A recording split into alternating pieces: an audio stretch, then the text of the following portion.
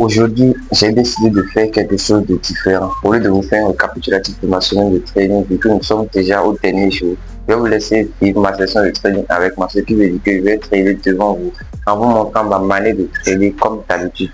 Alors pour ceux qui ne connaissent pas, j'appelle Silas et vous savez, j'ai commencé un challenge de 60 jours pendant les 2 prochains mois. Je documente ma manière de trader en vous montrant mes pertes, mes profits et de comment je gère mon trading en général. On a déjà fini le premier mois en positif avec plus 8R. Donc si c'est tout, vous n'avez pas encore regardé la vidéo du récapitulatif du premier mois, je vous conseille d'aller la regarder sur la chaîne. Alors dans cette vidéo, on va passer une session de trading ensemble.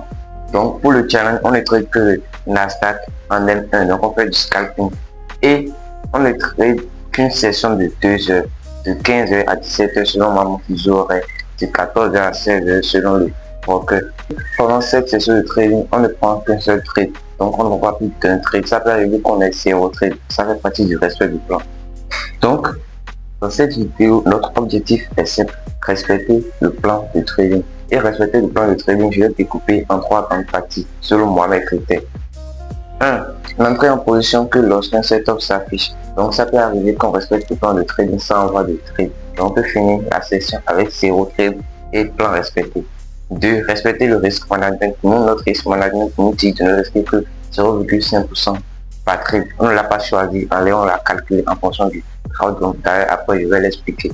3. Selon moi mes critères, selon ma manière de trader, laisser le trade couler. Pourquoi? Je ne fais pas de clôture partielle, je n'ai rien contre ça, je ne fais pas de break-even, je n'ai rien contre ça. Mais selon moi, mes critères, selon moi, ma stratégie, on laisse le trade couler. Soit on se fait clôturer en stop loss, soit on se fait clôturer en take profit. Du coup, là, on va commencer ma session. Dans cette vidéo, je n'ai pas fait trop de montage. Pourquoi? Parce que le montage vidéo, c'est un truc qui me saoule un peu. C'est vrai, j'aime partager, j'aime transmettre ce que je connais. J'aime partager mon expérience. Le montage vidéo et tout, c'est un truc qui me saoule. Donc j'essaie de faire la vidéo avec le maximum d'originalité, le maximum d'authenticité.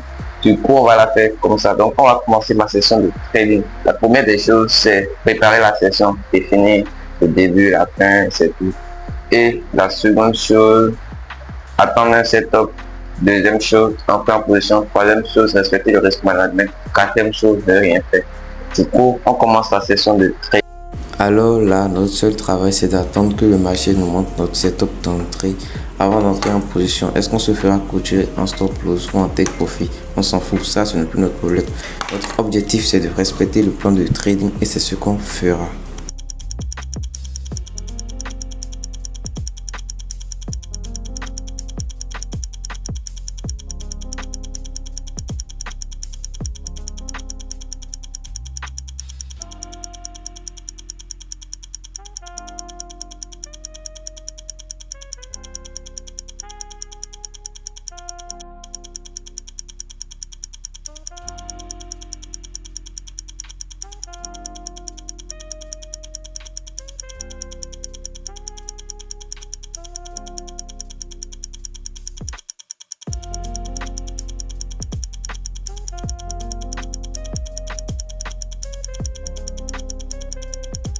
Alors, quelques minutes après mon attente de setup, j'ai un setup d'achat et je suis entré en position en respectant le risque management. Et quelques minutes aussi après mon entrée en position, je me suis fait clôturer en stop loss. Donc, pour faire le récapitulatif de la journée, nous avons un trade, un stop loss pour 0,5% et le plan qui est respecté à 100%.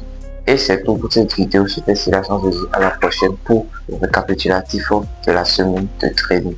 Ça a été une semaine très mouvementée, donc je ferai le récapitulatif, je sais pas, demain ou après-demain.